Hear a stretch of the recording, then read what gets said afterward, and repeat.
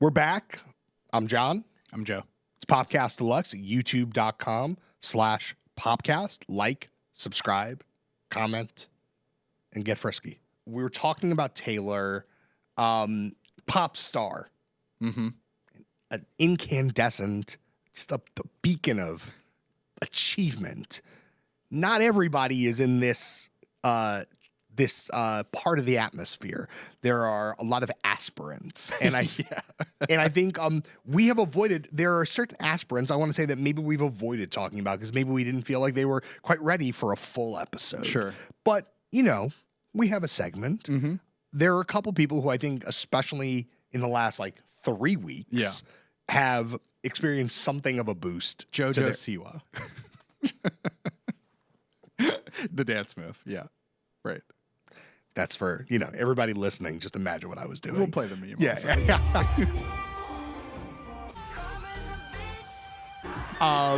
We haven't really talked about Chappell Roan. We haven't really talked about Sabrina Carpenter, both of whom have had an interesting 2 or 3 week run. They're overachieving in the spring semester. Wow, that's true. It's almost graduation. Yeah. To me, of the two, Chappell Roan, by far the more interesting of the two. Yes. The songwriter, the full package. Very much so. Whether or not you like the package or not, fine. But someone works with Dan Nigro. I think Nigro gives Chappell Roan bit of the raw, huskier stuff.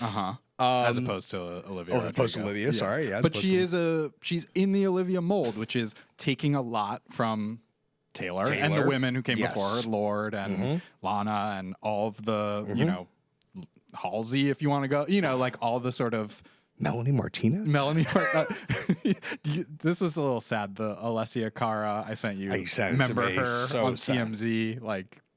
Alessia, you got this. Come on back. A great voice, a great singer, a great voice. But synthesizes all of that and does something quite original, quite specific, quite writerly. Chappell Roan, and opened for Olivia on this tour, and one of the things that I really left that tour thinking is part of the reason Olivia chose Chappell Roan is Chappell, like you say, structurally is pretty similar in terms of approach to pop inheritance, but much bawdier, much more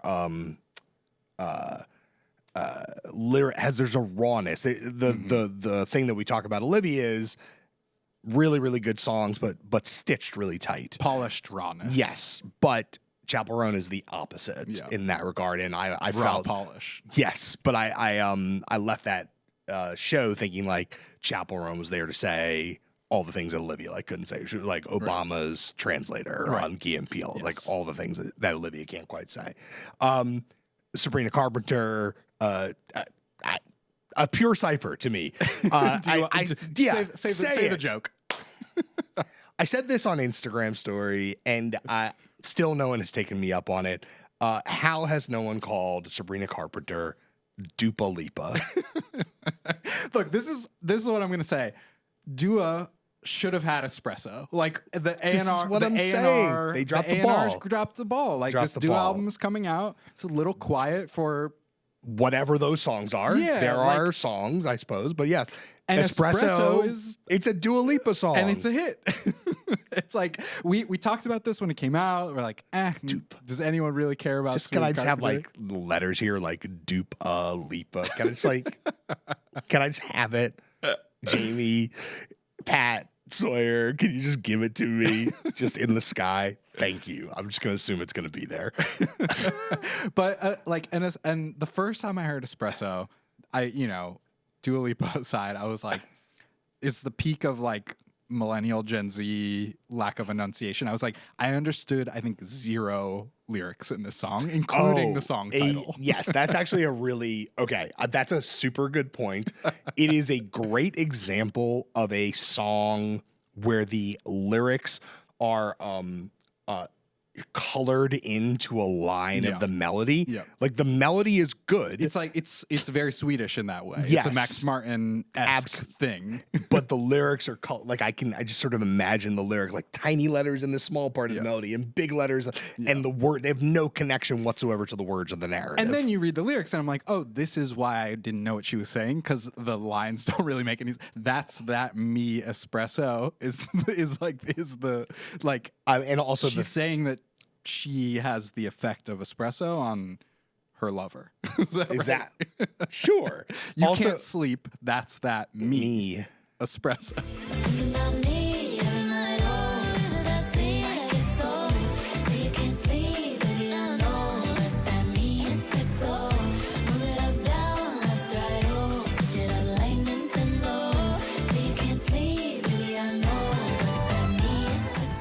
It's sort of like Tortured Poets Department. You're like, what is the grammatical construction here? Also, the second meme that's come out of this is I'm working late because I'm a singer. Because I'm a singer. I'm working late because I'm a singer. If Drake used that line, I'd be like, bar. I'm just being honest, you know. I'm working late because I'm a singer. Because I'm a singer. What like? I'm a singer. It's, but like all together, like this is the song that's had this path where it starts as a meme. It's like people are into this a little bit ironically, maybe. Yeah. And then they're like, I'm a freak / world-class sinner. On the 10th listen, you're like, banger. You know? Yeah, I'm a freak world-class sinner. Yeah. And we're going to be hearing Espresso all summer. I'm going to go ahead and say. Yeah, I would agree. I think you're totally right about Dua Lipa's A&R person, because if I was Dua Lipa and I saw this song coming up from nowhere. Is this like in the reject pile somewhere in the Gmail attachments? Literally up from nowhere and eating my shorts. Yeah. Yeah. On my release week, basically. Yeah. It's tough. That's really, really tough. I mean, also there's a lot of Doja. Why didn't we have this? Also, there's a lot of Doja in this. It's like we don't want to lose that. But like I do like the weirdness of it, the awkwardness of it, and the sort of fundamental anonymity of it suits a pop star like Sabrina Carpenter, who is some of those things. Like Sabrina Carpenter, allegedly the third in the Olivia Rodrigo Joshua, the subject of driver's license, or the second subject of driver's license. Yes. I went back to listen to prior Sabrina Carpenter songs. I've shouted out that album on the show there's some before. okay stuff. Emails I can't forward or whatever. I still don't know the title. Emails I can't send. But she went from a lowercase girly to Dua Lipa, which is like, it's fine if you weren't going to cut it as a lowercase girly, as like a confessional bedroom whatever. But in the middle, she put out the Deluxe, and that had like a pseudo hit on it in Feather. Yes. And she's laid the groundwork for her biggest streaming song is actually the one that I think is the best, which is called Nonsense. Yes. That's the best one. And also kind of like funkier than she is. Right. So good, I had to jump the octave. I think I got an ex, but I forgot him. And I can't find my chill, I must have lost it. I don't even know I'm talking nonsense. I'm talking. Which again is a Dua thing. Yes, a Dua thing, and again, or a BB Rexa thing. You know, no slander. Yeah, no. No slander. This is a person who is trying to find a shape that they fit into. Mm-hmm. This is something that we talk a lot about on this show, of people trying on styles until they land on a style, or until sometimes, frankly, a style lands on them. Right. Sabrina Carpenter may well have had a style land on her. And the Nonsense thing is also worth mentioning because Sabrina opened for Taylor some of the dates of Eras last year. And Nonsense is the one that's been a little viral throughout, growing momentum, because she does the little sassy outro every time. Okay. Where she like adds a few bars to Nonsense. Oh, live, you're saying. Live. Oh, okay. I haven't it's seen always any a of little this. racy. Oh. And it's often city specific or something going on in her life. Oh, I haven't caught this. And the one from Coachella alluded to her relationship with our boy from Saltburn, Barry drinking of- Keoghan. Yes, and that like that in and of itself Streetwear aficionado. has like a Barry million Keoghan. views on YouTube, like just the clip of her doing the outro about "I'm so hot he drinks my bathwater" or whatever it is. Oh, and then he has like the Kelsey response. Right. Where's Yeah. yeah. Made his knees so weak he had to spread mine. He's drinking my bathwater like it's red wine. Coachella, see you back here on a headline. So all of this is like it's working. You know what I mean? Like this momentum and starting from opening a big tour, much like Chappell Roan, to like a few almost there singles, and then like Espresso is like just big and dumb enough to work. Now Chappell Roan has had a very similar arc that sort of crests also with Coachella, and that starts. You were talking about this before the show, like. There's pre-casual Chappell Roan. Okay. There's casual, which is where I came on board. Same. And then there's the new one. Okay, so like for everybody, which is to say my friends or acquaintances who have been DMing or texting and been like Chappell Roan, like in the last 3 weeks. Forgive me if my response has been like, where were you 9 months ago? And to the people who, when I got on board at Casual and you got on board, are probably like, forgive us for not being on 6 to 12 months prior to that. Right. So I'll take that. Yeah. But Chappell Roan has been good for a long time at this point. What has happened is I think the Olivia tour put her in front of a lot more faces. And someone said this to me. I wish I could remember who. I'm sorry.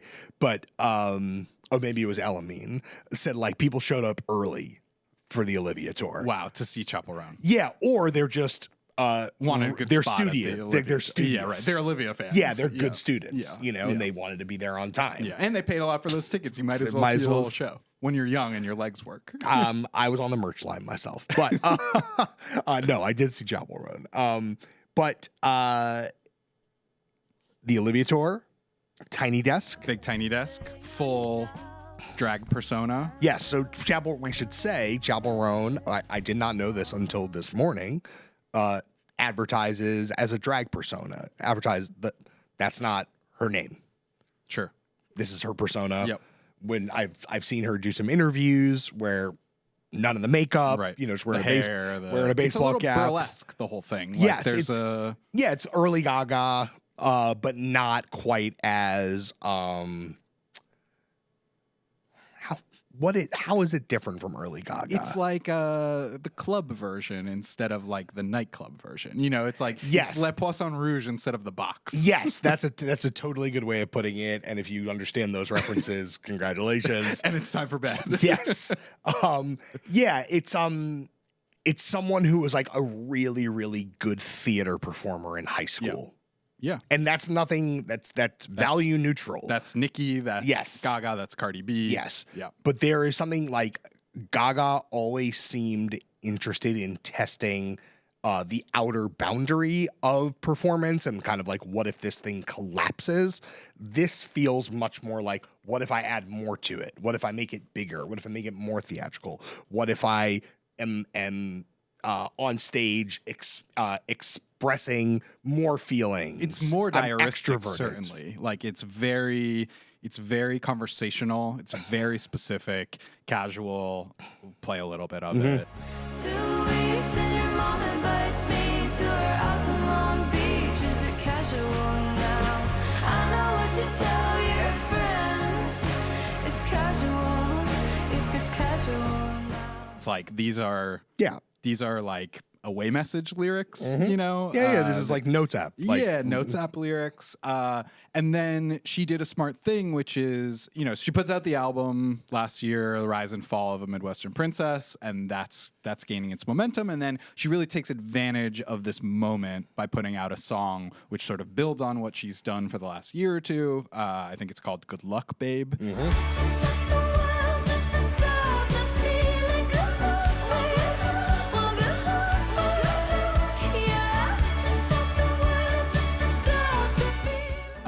And it has the same, it's a kiss off. It's very specific. It's mean. It's like quite biting about a she writes about situationships, much like the Tortured Poets department. And she has a very modern approach to that in the sort of Child of Lord and Lana way. Yeah, and also you talk about the diaristic nature of the lyrics, which, obviously plenty of artists have approach to.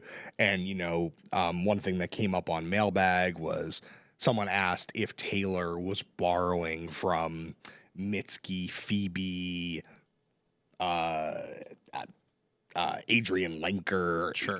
Which I don't actually think she is, but that's one kind of, there's this kind of like abstracted big feelings diaristic stuff, but actually I don't like this. To me feels like way pettier. It's way more specific. There this is some also Phoebe in it. Phoebe will have those lines. Phoebe, yes, where Phoebe she's is like, that. we're fighting about of this very specific Yes. thing, and here's something body, and here's something emotional, juxtaposed really closely together. But like on the album, like the song "My Kink Is Karma."